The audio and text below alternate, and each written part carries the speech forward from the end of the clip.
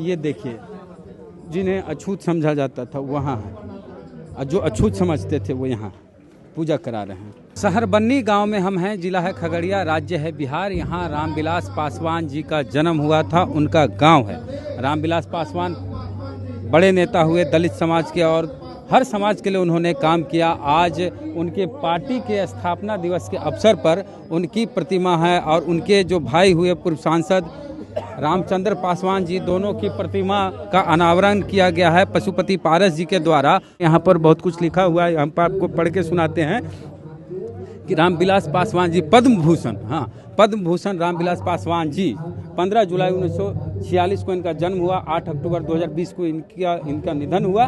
पद्म भूषण रामविलास पासवान जी भारतीय राजनीति के प्रखर योद्धा थे। पहली बार 1969 में अलौली से विधायक बने। वे दलित सेना के संस्थापक एवं लोक जनशक्ति पार्टी के राष्ट्रीय अध्यक्ष थे।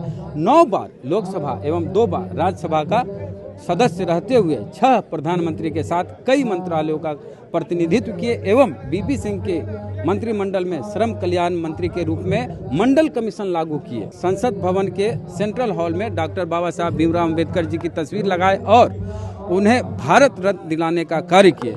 मैं उस घर में दिया जलाने चला हूं जहां सदियों से अंधेरा है का मूल मंत्र दिए। संपूर्ण देश में दूसरे अंबेडकर के रूप में रामविलास पासवान जी जाने जाते हैं। इस तरह से यहाँ पर लिखा हुआ है। देखिए, निवेदक पशुपति पारस हैं, यहाँ राजकुमारी देवी इनकी पहली पत्नी है, और सुनैना देवी हैं। रामविलास पासवान रामचंद्र पासवान जी की पत्नी है। इधर कृष्ण राज पासवान, प्रिंस पासवान, यश राज पासवान, और रामचंद्र पासवान जी के बारे में भी यहाँ पर लिखा हुआ है कि रामचंद्र पासवान जी भारतीय राजनीति में दलितों के नेता के रूप में उभरे। 1999 से लेकर जीवन पर्यंत रोसड़ा और समस्तीपुर लोकसभा के सदस्य के रूप में 4 बार उल्लेखनीय कार्य किए। वे दलित सेना के राष्ट्रीय अध्यक्ष के रूप में 2003 से जीवन काल तक रहे। श्री पासवान अपने संपूर्ण संसदीय राजनीति में दलित पिछड़ों एवं शोषितों के लिए संघर्ष किए। तो यहाँ पर हम लोग बता रहे थे, दिखा रहे थे कि रामविलास पासवान जी हैं, रामचंद्र पासवान जी, उनकी पूजा हो रही है और पंडित जी करवा रहे। तो हमारे कहने का तात्पर्य यही था कि जिस वर्ग से वे आते थे उनको अछूत माना जाता था, उनको मंदिर में जाने का अधिकार नहीं था। मूर्ति छूते थे तो अपवित्र हो माना जाता था कि अछूत कोई कैसे मूर्ति को छू सकता है। आज देखिए, वही ब्राह्मण समाज के व्यक्ति के द्वारा, पुजारी के द्वारा रामविलास पासवान जी के प्रतिमा का पूजा कराया जा रहा है। तो ये संविधान की देन है, बाबा साहब की देन है, अंबेडकर साहब की देन है, ज्योतिबा फुले की देन है, जो महापुरुष हुए हमारे समाज में। इवन के रामविलास पासवान जी की भी देन है, कांसीराम जी की देन है। जितने भी दलित नेता हुए हमारे देश में, महापुरुष हुए, उनकी देन है कि ये देखिए, जिन्हें अछूत समझा जाता था वहाँ है, और जो अछूत समझते थे वो यहाँ पूजा करा रहे हैं।